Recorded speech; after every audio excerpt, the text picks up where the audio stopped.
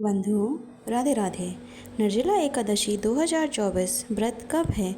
ज्येष्ठ मास के शुक्ल पक्ष की एकादशी को निर्जला एकादशी कहते हैं।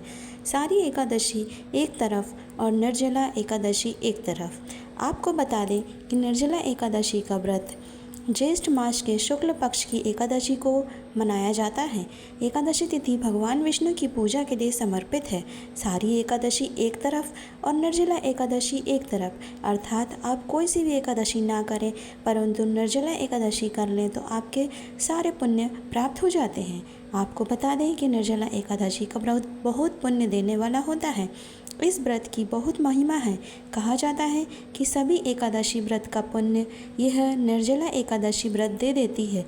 मान्यता है कि पांडवों के भाइयों में से भीम ने ज्येष्ठ माह के शुक्ल पक्ष की एकादशी को बगैर जल ग्रहण किए एकादशी का व्रत किया था। इस साल निर्जला एकादशी का व्रत 17-18 तारीख को है। दरअसल इस व्रत की तारीख में कन्फ्यूज़न है, इसलिए आज हम इस व्रत का पंचांग के अनुसार ज्येष्ठ मास के शुक्ल पक्ष की एकादशी की तिथि को 4:43 से शुरू हो जाएगी, अर्थात 17 जून को। अगले दिन 18 जून को सुबह 6:24 तक रहेगी। निर्जला एकादशी व्रत का 18 जून मंगलवार को रखा जा सकता है। ऐसे में उदय तिथि के अनुसार 18 जून को निर्जला एकादशी माना जाएगा।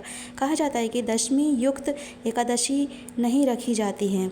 महाबली भीम द्वारा निर्जला एकादशी का व्रत रहने से इसे भीमसेनी एकादशी का नाम से भी जाना जाता है। यह व्रत सभी एकादशियों में सबसे कठिन माना गया है, क्योंकि इस दिन बगैर पानी पिए व्रत रहने की परंपरा है। निर्जला एकादशी व्रत कथा इस प्रकार है। प्राचीन काल की बात है, एक बार भीम ने वेद व्यास जी से कहा कि उनकी माता और सभी भाई एकादशी व्रत रखने का सुझाव देते हैं, लेकिन उनके लिए कहाँ संभव है कि वह पूजा पाठ कर सकें, व्रत में भूखा भी नहीं रह सकते।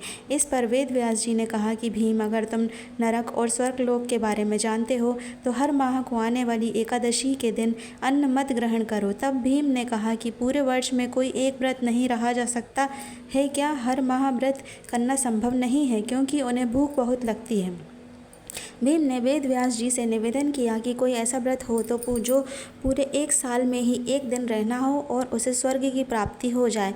तब वेद व्यास जी ने भीम को ज्येष्ठ मास के शुक्ल पक्ष की एकादशी के बारे में बताया। निर्जला एकादशी व्रत में अन्न व जल ग्रहण करने की मनाही होती है।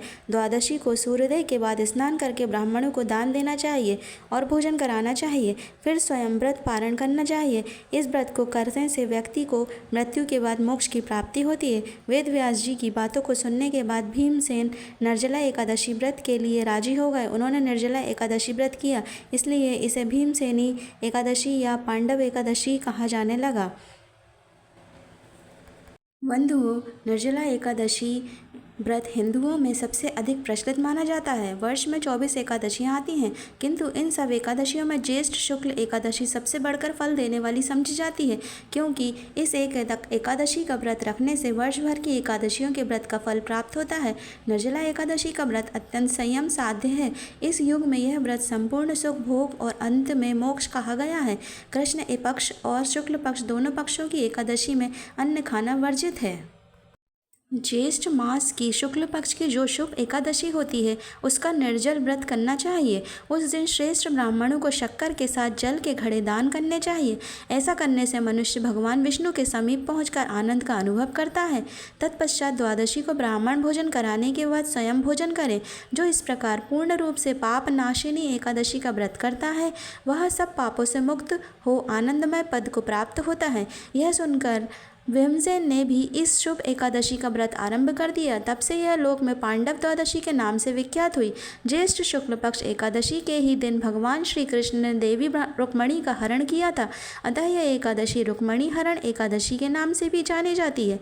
ओम जय जगदीश हरे आरती करना चाहिए, श्री राम स्तुति करना चाहिए और आरती कुंज बिहारी की भी कर सकते हैं। बंधुओं, यदि आपको वीडियो पसंद आया तो लाइक करिए, चैनल पर नए हो तो सब्सक्राइब कर दीजिए। बने रहिए मेरे साथ ऐसे ही अच्छे वीडियो देखने के लिए।